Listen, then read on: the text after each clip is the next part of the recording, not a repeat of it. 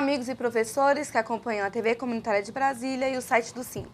Eu sou Paula Nogueira e este é a TV Simpro.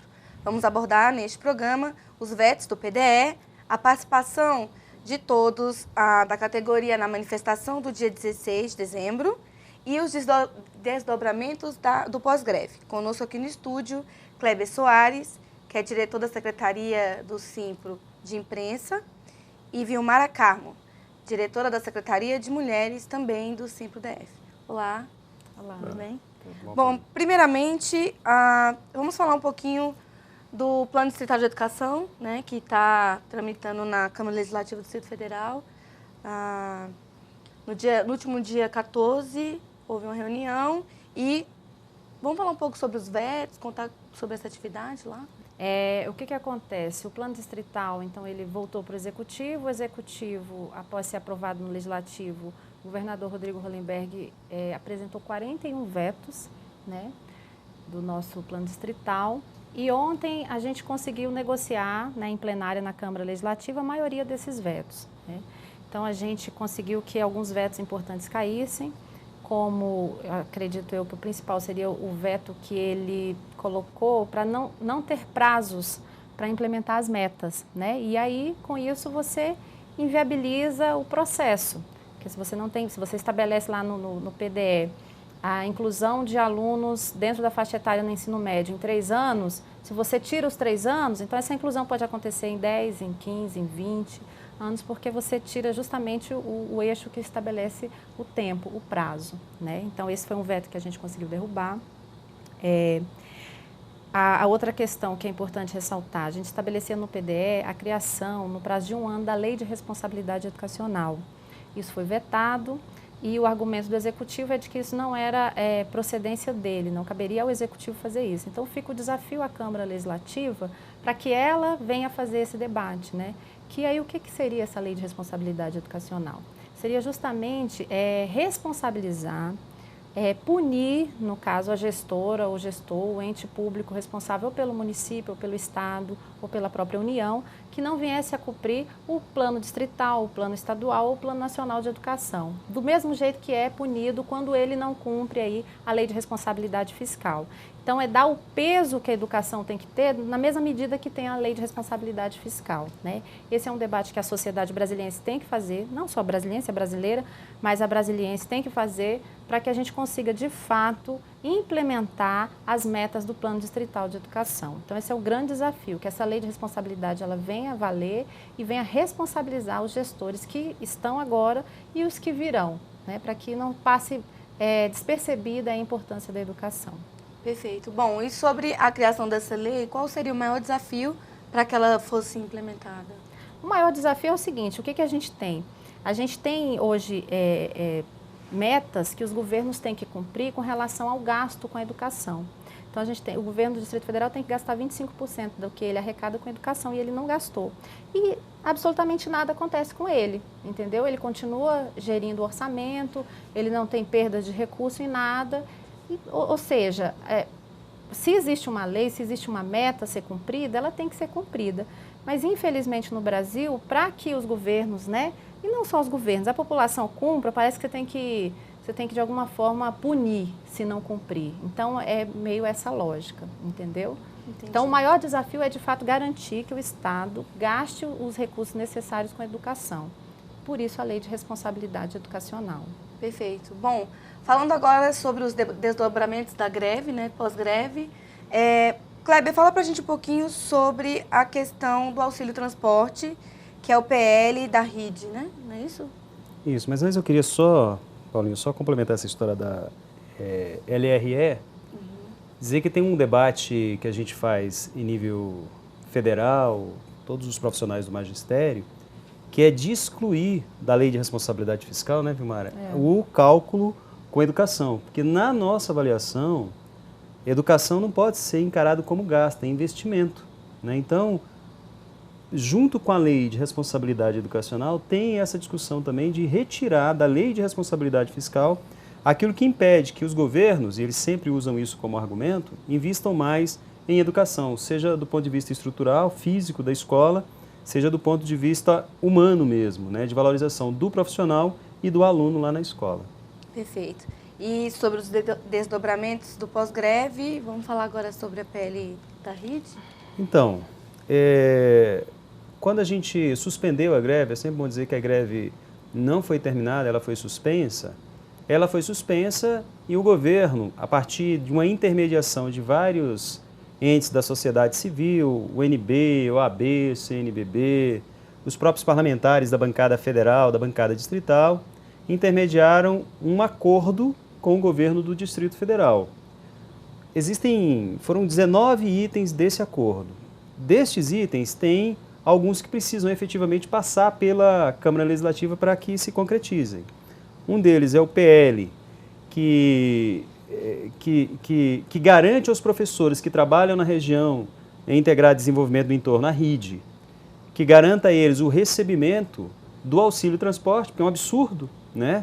O trabalhador e a trabalhadora ter que se deslocar e custear esse deslocamento quando todos os trabalhadores e trabalhadoras têm o direito a receber.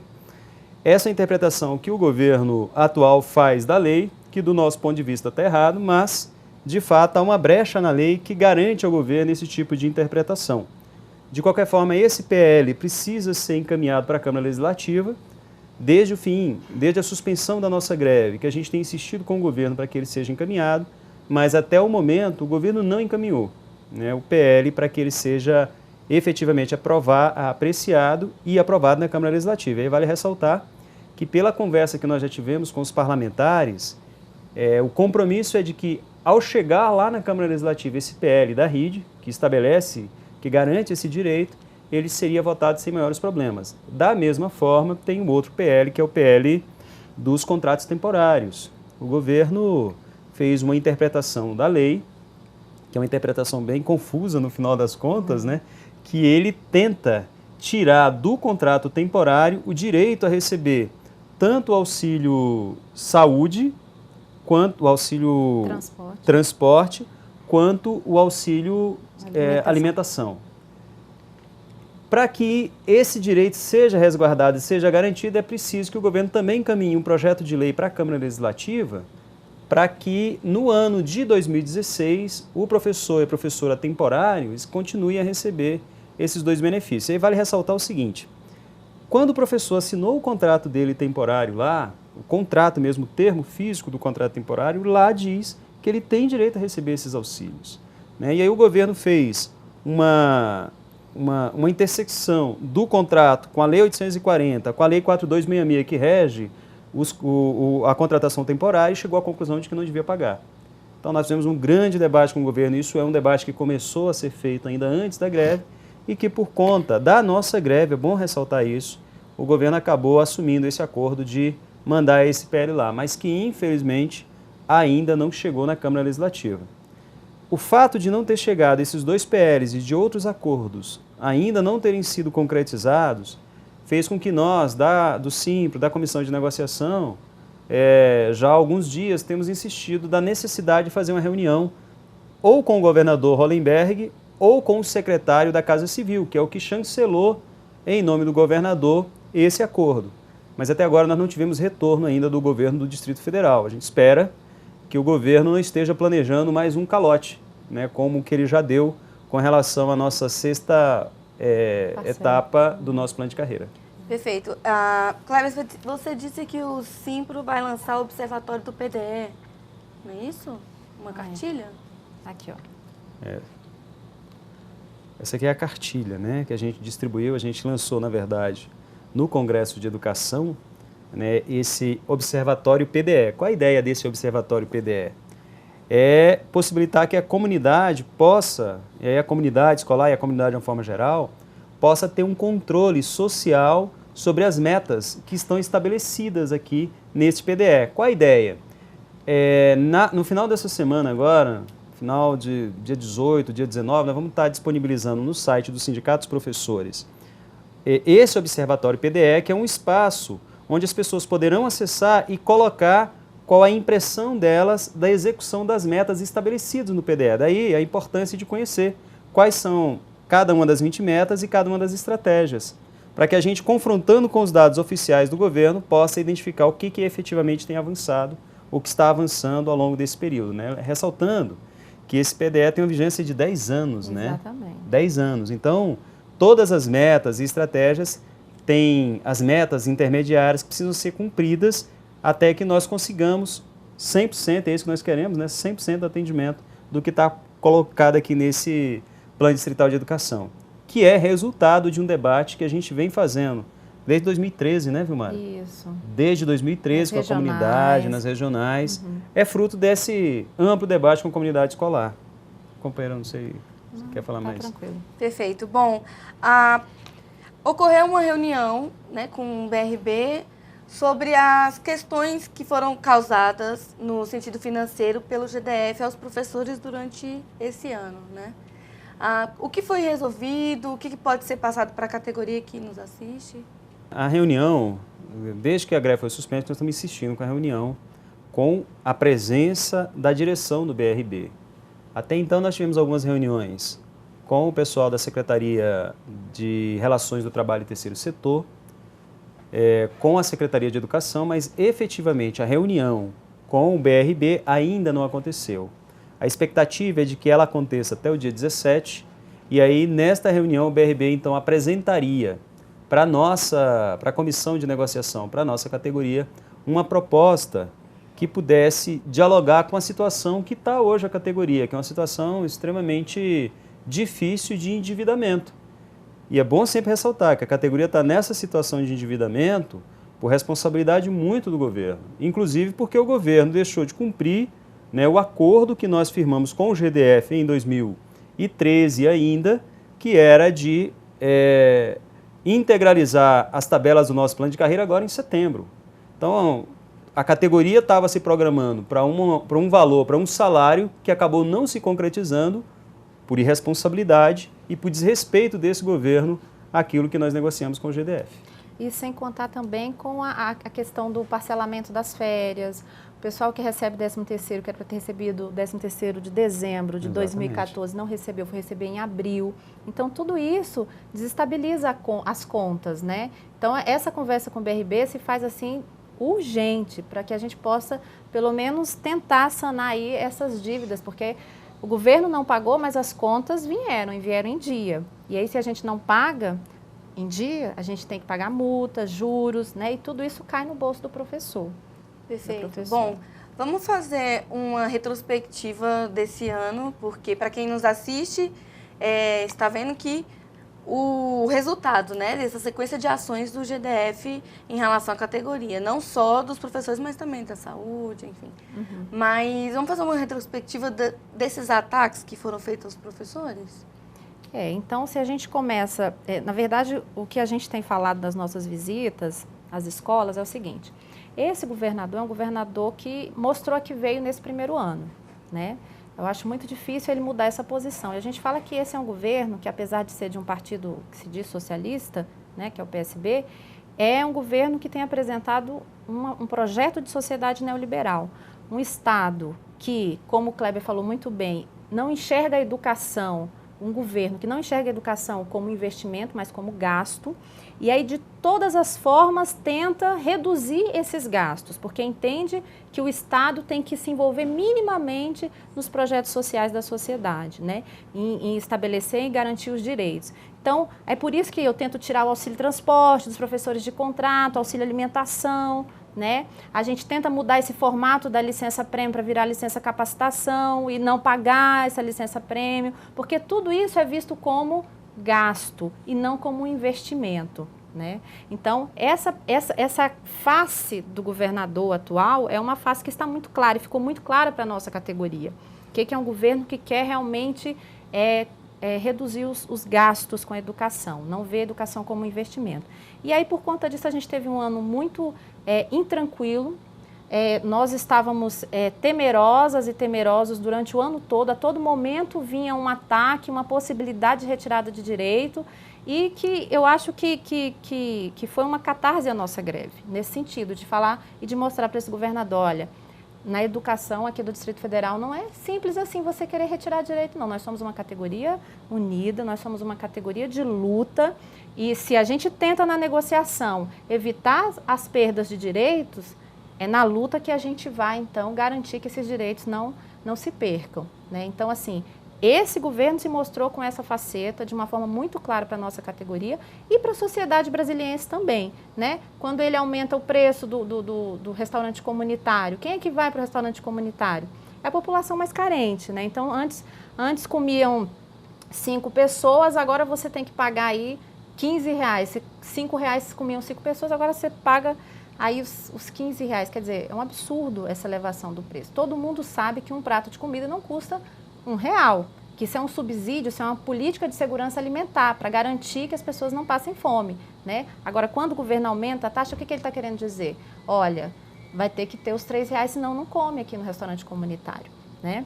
A política de aumentar aí o lazer da população. Quem é que vai no zoológico? A gente né, percebe que são as crianças, são as famílias, a população do Distrito Federal vai ao zoológico. Então, a mesma coisa. Quando você sobe de 2 para 10, você está R$40 uma família de 4 pessoas, R$50, quer dizer, só para entrar. Fora a pipoca, a água, né? Que você pode querer consumir lá dentro e que você vai ter que ter esse dinheiro a mais. Então, assim, a ideia é dentro dessa perspectiva mesmo. O zoológico, o restaurante comunitário, tudo isso, a passagem, né? Tudo isso é o quê? É gasto. É gasto que o Estado não pode assumir. Então, o que a gente faz? A gente passa para o bolso do trabalhador e da trabalhadora. Eles vão ter que assumir esses gastos, esses custos, né? O Estado está com problemas, está endividado. Então, por que não vamos repensar as taxações e os impostos progressivos aqui no Distrito Federal? Né? A gente sabe que tem vários condomínios aí que não foram regularizados, mas poderiam estar regularizando, eles iam pagar o imposto da escritura, eles iam pagar o IPTU, tudo isso. Então, se o governo fosse mais competente e não quisesse tirar do lado do mais fraco, porque do lado do mais fraco, você tira nessas políticas que eu acabei de citar, e do lado de quem já está organizado, que somos nós, servidores públicos, não garantindo aí os nossos reajustes, né, que já é lei, que já é direito consolidado. Né? Então, a gente tira desse pessoal e não vamos mexer com esse negócio de escrituração, de nada disso, porque isso dá muito trabalho. Dá muito trabalho e mostra também, além dessa faceta neoliberal, infelizmente, uma faceta de incompetência. Né? Que ele falava tanto do governo anterior, que era incompetente, que tinha dinheiro, o que faltava era gestão. E agora, Hollenberg, o que você tem a dizer para a sociedade brasiliense? Certo? Depois de um ano de gestão, já dá para cair por terra essa teoria dele, né? Exatamente, já começar a assumir o governo e falar, peraí, como que a gente pode fazer a distribuição de renda aqui no Distrito Federal? O maior PIB, o maior per capita do Brasil é aqui, do DF. Por quê? Porque a gente concentra aqui muitos servidores públicos, né, que conseguem ter uma renda um pouco melhor do que a média de renda do brasileiro e da brasileira. Então, como que a gente pode sanar esse problema da distribuição de renda aqui no DF? Né? A gente sabe que tem gente que pode estar nos assistindo agora e que gostaria de pagar o IPTU, mas que não tem ainda regularizado a sua casa. Porque também tem uma coisa de cidadania e de dignidade de você pagar o imposto, né? Não, eu tenho a minha casa, eu tenho a minha moradia, consegui comprar, e para isso eu tenho que pagar o imposto, mas eu preciso que o governo agilize todo esse processo de escrituração. É isso que está faltando. E facilite também, né? Exatamente. Bom, aproveitando que nós estamos falando sobre a situação na escala do Estado, né? Fazendo uma avaliação de conjuntura. Nosso país está passando por um momento de embate político forte, né? E poderíamos fazer, inclusive, uma avaliação da conjuntura nacional, desse ponto de vista político, econômico e social. A Frente Brasil Popular, junto a algumas outras entidades, muitas, na verdade, outras entidades e organizações, estão propondo um ato no Dia Nacional de Luta contra o Impeachment e pelo Ajuste Fiscal e Fora Cunha, né? Que vai ser realizado amanhã, quarta-feira, dia 16. Bom, o CIMP está convocando toda a categoria para participar também desse ato. Vamos fazer uma avaliação de como está o nosso país e da importância de participar de uma atividade como essa? Essa é uma pergunta importante porque nos dá a oportunidade de contextualizar. O que é o Sindicato dos Professores aqui na história do Distrito Federal? O Simpro sempre, em todos os momentos de defesa da democracia, esteve presente, defendendo a democracia. E quando a gente chama a categoria para participar da atividade no dia 16, não é para defender o mandato da presidenta o essencial é defender a democracia, que é uma conquista da classe trabalhadora, uma conquista nossa, que foi a partir de muita luta, a partir de muito suor, a partir de muita lágrima. É claro que o símbolo hoje da manutenção e da não fragilização da democracia é a manutenção da Dilma no poder. E por que é a manutenção da Dilma? Porque hoje tem um processo de impeachment que, diferente do que aconteceu em 92, não foi antecedido por uma CPI, por um processo de investigação que culpabilizava, à época, o presidente. Você não tem absolutamente nenhum elemento que justifique, nenhum elemento jurídico que justifique a saída. Isso nos lembra muito o que aconteceu alguns anos atrás aqui no Paraguai, com Lugo, né, que foi uma grande armação jurídica com o apoio da justiça lá naquele país e que acabou tirando do poder o presidente que tinha sido legitimamente eleito. Então nós, aqui do Distrito Federal, dos sindicatos de professores, não podemos compactuar com isso. Na nossa avaliação, se a gente ficasse calado, seria de uma covardia e seria a negação da história desta entidade, que sempre teve votando pela democracia, mas, sobretudo, na luta pelos direitos da classe trabalhadora. A gente sabe que toda vez que tem, aí a história demonstra isso, a minha companheira Vimara, que é professora de história, pode falar disso muito bem, que toda vez que tem um golpe, o passo seguinte do golpe é a subtração de direitos, o desmonte da organização da classe trabalhadora, é a perseguição para todos aqueles movimentos que eventualmente se colocam contra a institucionalidade estabelecida.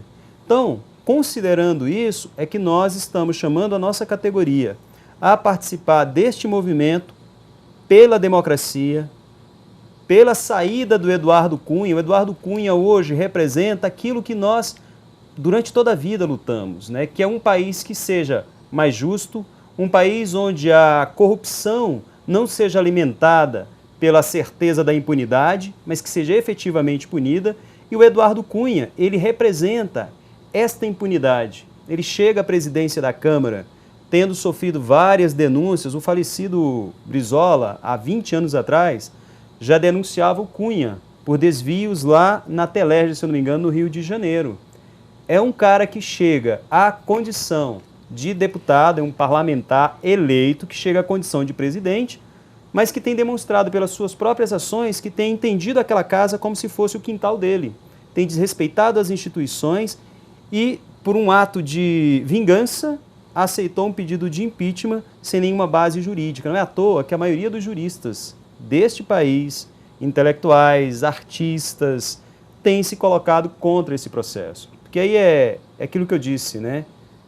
É a defesa da democracia. Nós, de forma nenhuma, podemos compactuar com nenhum tipo de ação que fragilize essa jovem democracia que a gente quer fortalecer e aprofundar. Quando aconteceu o impeachment do Collor aqui no Brasil, né? Na época, eu era lá, juventude, cara pintada, tem muito tempo. E aí, a gente tinha várias entidades, né, brasileiras, suprapartidárias, que estavam de acordo com o impeachment, que é justamente o contrário do que vem acontecendo hoje, né, com essa proposta aí de impeachment da presidenta Dilma. A gente tem essas mesmas entidades que lá nos anos 90 eram favoráveis ao impeachment do Collor, essas mesmas entidades fazem essa afirmação, que não existe, inclusive juristas, que têm uma tendência mais direita, mais conservadora, mais à direita da sociedade, outros juristas mais progressistas, que eles colocam, não tem argumentação para você provocar e promover o impeachment da presidenta Dilma, porque ela fez pedalada fiscal, né? Quais os outros presidentes anteriores aí que fizeram também e que nem por isso foi levado um processo de impeachment, né? O problema com a presidenta é a política econômica. Aí a gente tem acordo. A política econômica da Dilma não é a política pela qual ela foi eleita, inclusive, né? Que ela falou que não ia retirar direitos de trabalhadores, que ela ia continuar promovendo o crescimento e, infelizmente, isso não está acontecendo. Mas isso, em momento nenhum, é motivo para você promover ou estimular um processo de impedimento, né? De continuidade do mandato. Então, isso é uma questão muito importante que a gente tem que levar agora. E a categoria tem questionado o nosso sindicato, mas vocês estão indo defender o PT. Não, a gente está indo defender o processo democrático no nosso país, certo? A gente, em momento nenhum, está pedindo impeachment aqui do Hollenberg, por exemplo. E nós somos completamente contra a política que ele está desenvolvendo aqui. A política econômica, inclusive, certo? E, no entanto, a gente faz o debate. Eu estou aqui numa TV fazendo o questionamento, né? Estou questionando, estou criticando o governo, tanto local como nacional, e eu espero ter o meu direito de crítica respeitado, porque nós vivemos num Estado de direito democrático. Eu espero poder sair daqui e não vir a polícia atrás de mim porque eu fiz críticas ao governo local ou ao governo nacional. Entendeu? Então, a gente quer garantir isso. O direito de você que está aí, criticar Dilma, criticar o Hollenberg, criticar o Agnello, criticar o deputado ou a deputada X e Y e ter a sua casa e a sua dignidade respeitada. Coisa que não acontecia quando aconteceu o golpe de 64. Inclusive a segurança, né? Exatamente. Então, pessoas que muitas vezes nem criticavam o sistema, mas eram confundidas, né, com as pessoas que faziam a resistência e foram presas, assassinadas, e as famílias, até hoje não sabem nem por que os seus filhos ou suas filhas foram presos e assassinados. Então, assim, esse direito de dizer o que a gente pensa, né, de fazer as críticas ao modelo de gestão para o nosso país, para o nosso Estado, isso a gente não pode abrir mão. E é por isso que nós estamos chamando a categoria, para participar, para mostrar assim, a gente não quer volta da ditadura, a gente não quer fim do Paulo Freire, entendeu? A gente quer que o Estado democrático de direito se fortaleça. E para ele se fortalecer, você não pode ter um legislativo arbitrário como a gente tem hoje, nas mãos do Cunha, que qualquer coisinha ele pega pronta. Olha, se a gente observar quando ele votou a lei da redução da maioridade penal, né? Como é que foi? No momento ele é derrotado, logo no dia seguinte ele dá a volta por trás e já implementa... Articula por trás. Articula por trás, quer dizer, de forma arbitrária, sorrateira. Então é esse modelo de democracia? Não, não é esse modelo de democracia que a gente defende. A gente quer a garantia de fato dos direitos, quer a garantia do contraditório, quer a garantia da crítica, porque só assim a gente vai conseguir avançar. Bom, e você acha que é um momento crítico para que talvez a Câmara Legislativa do DF aprove a lei da mordaça enquanto as pessoas estiverem nesse movimento? Pois é, esse é um risco que a gente não vai poder correr, a gente tem que estar bem atento, qualquer coisa a gente está descendo, daqui a pouco a gente está subindo aqui rumo à Câmara Legislativa, para a categoria, inclusive, também ficar atenta, né?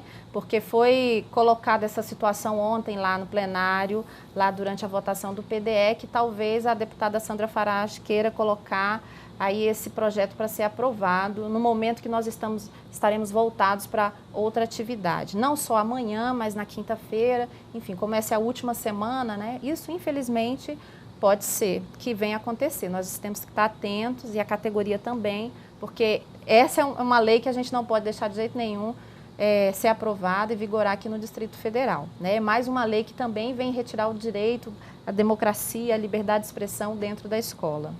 Perfeito. Bom, o TV Simples está chegando ao fim, vocês gostariam de se despedir? Bom, eu quero, mais uma vez, chamar a não só a categoria, mas toda a comunidade de uma forma geral, toda a sociedade de uma forma geral, para se contrapor a esse golpe que está em curso no nosso país.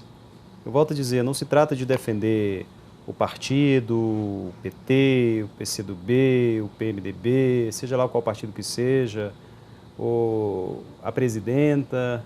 Se trata de defender a democracia, se trata de defender esse direito que Vilmara falou bem, de nós podermos expressar a nossa opinião, de nós podermos discordar, concordar, de nós podermos avançar naquilo que para a classe trabalhadora é fundamental, que é o respeito aos direitos, avançar nas conquistas.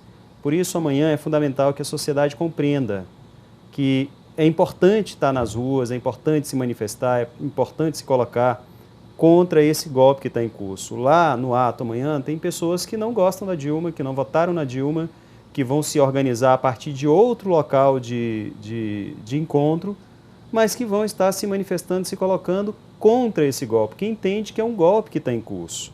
Né? Só para ter uma ideia, Paula, dizer para o pessoal que as acusações que estão colocando na presidenta, o vice-presidente fez a mesma coisa e nem por isso está sendo acusado, muito pelo contrário. Os que estão acusando a presidenta querem colocar o poder nas mãos do vice-presidente, que fez a mesma coisa, que assinou os mesmos decretos. Então isso deixa muito claro que o que se quer não é simplesmente penalizar por algo que não devia ter sido feito, mas o que se quer é tirar do poder a presidenta que foi eleita. É como se fosse um terceiro turno que estão querendo colocar de novo no Brasil. Né? E isso a gente não vai aceitar. Né? É bom dizer que o impeachment faz parte do processo, é previsto na Constituição, é possível de acontecer, mas não é possível de acontecer deste jeito. O problema é a forma como está se dando. A forma como está se dando não é impeachment, é golpe. E golpe é fragilizar a democracia, é acabar com a democracia, é tirar do trabalhador o direito de se organizar, é tirar da dona de casa o direito efetivamente de dizer qual é o caminho que ela acha que é melhor para o seu filho, para a sua filha, é tirar do estudante o direito de ter a educação e ter a escola da forma como ele quer. Por exemplo, hoje nós temos nas escolas públicas do Distrito Federal a gestão democrática, que permite que as pessoas escolham quem serão os gestores das suas escolas, permite que as pessoas se organizem nos conselhos escolares e definam qual é o melhor caminho pedagógico e administrativo para a sua escola. Num processo de ditadura isso é impossível, porque na ditadura as pessoas são impedidas de falar. E é contra isso que nós estamos lutando, e é por isso que nós estamos chamando a participação da comunidade, de cada uma que está nos assistindo, e aproveitando, agradecendo mais uma vez a TV Comunitária e dizendo: nós hoje estamos nesse espaço de TV comunitária porque temos democracia, porque se não tivermos democracia, este espaço também não existiria. Com certeza. Vilmara?